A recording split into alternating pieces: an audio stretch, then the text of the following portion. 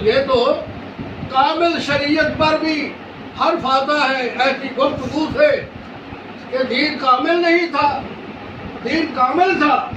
یہی وجہ ہے کہ اللہ تعالیٰ نے سابقہ شریعتوں کو منسوخ کر دیا اور آنے والے کسی نبی کے لیے دروازے بند کر دیے۔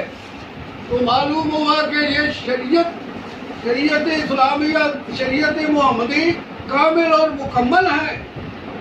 یہ ابو بکر صدیق بھی وہ شخصیت ہے کہ جس کے بارے میں نے آپ کو بتایا کہ یہ امام الصلاۃ بنایا گیا، خلیفہ بنایا گیا، یہ بڑے مرتبے اور شان کے مالک تھے، لیکن اس کے باوجود تقلید کیوں شروع نہ ہوئی؟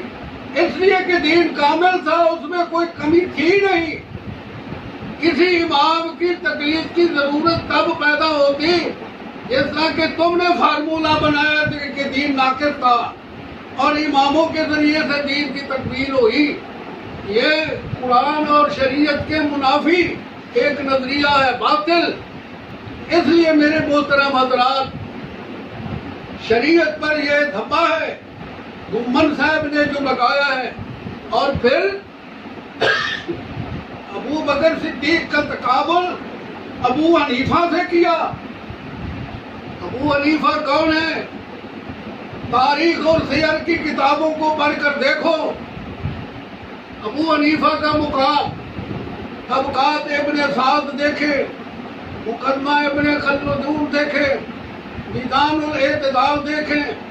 وہ کہتے ہیں کہ امام حنیفہ کا تعارف اس وقت یہ تھا، وہ امام الرائے والقیاس، کہ وہ رائے اور قیاس پر اپنے دین کی گاڑی چلا رہا تھا۔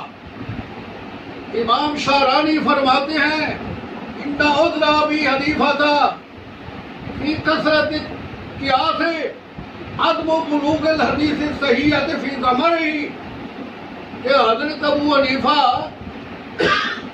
قیاس اور رائے پر دین کیوں چلاتے رہے؟ اس لیے کہ صحیح حدیث ان کو پہنچی نہیں۔ تو جیسا آدمی کے پاس ذخیرہ حدیث نہیں ہے، صرف رائے اور قیاس پر دین چلا رہا ہے، تم نے کہا کہ اس کے پاس دین مکمل پہنچا، تب ہم نے اس کی تقلید شروع کی، حالانکہ اس کا علمی مقام یہ ہے کہ صرف رائے اور قیاس پر دین کی گاڑی چلاتے تھے۔ حدیث ان کے پاس تھی نہیں، جو میں نے ابھی آپ کے سامنے حوالے دیے ہیں۔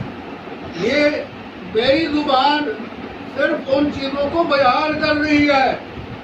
عقیدہ میں نے علماء، مشائخ، ائمہ دین کا سنایا ہے کہ ابی حنیفہ کا مقام علمی یہ تھا، اور ابو بکر صدیق کا مقام علمی جو ابھی آپ نے سنا صحابہ کرام کے نزدیک۔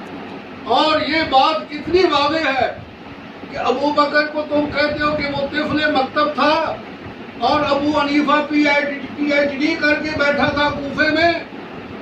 یہ کتنا ظلم اور زیادتی ہے۔ 23 سال پڑھنے والا ابو بکر صدیق پیغمبر کریم کی خدمت میں قرآن حدیث کی تعلیم کرنے والا، وہ طفل مکتب ہے۔ وہ تقلید اگر جائز ہوتی تو اس کی شرن نہ ہونے کی وجہ سے تقلید نہیں کی گئی، نہ اس لیے کہ وہ مکتب فکر تھا۔ امام حنیفہ امام ہونے کے باوجود ہم ان کا احترام کرتے ہیں، لیکن ابو بکر صدیق کا وہ کچھ حصہ بھی نہیں اس کے پہنچ سکتے، اور شریعت کامل ہے۔ تو بات کا گفتگو کا نتیجہ یہ نکلا کہ دین اسلام چونکہ کامل ہے، شریعت محمدی قرآن و حدیث میں مکمل ہے، نبی علیہ السلام نے 23 سال میں اس کو مرتب کیا، نمازیں پڑھا کر، زکوٰۃ دے کر، حج کر کے یا حج کر کے تمام مسائل کو اپنی زندگی میں عملی نمونے کے ساتھ قد کان لکم فی رسول اللہ اسوۃ حسنہ کی حیثیت میں امت کو دے دیا۔ اگر کوئی محروم ہوتا ہے تو اس کی مرضی، لیکن شریعت اسلامیہ لیلھا کنہارھا، اس کی رات بھی چمکدار ہے، اس کا دن تو ہے ہی چمکدار۔ اس لیے میرے محترم حضرات، گر نبینت بروز شبرہ چشم، چشمہ آفتاب را کے گناس، اللہ تعالیٰ ہمیں شریعت محمدیہ کو کامل مکمل جو ہے اس پر عقیدہ رکھنے کی، ابو بکر کا صدیق کا جو مقام ہے پوری امت میں افضل ہے، ابو حنیفہ کا تقابل کرنا یہ ابو بکر صدیق کی توہین ہے، شریعت کی توہین ہے۔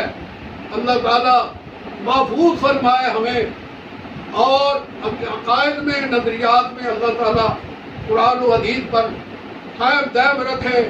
سبحان ربک رب العزت عما یصفون وسلام علی المرسلین والحمد للہ رب العالمین۔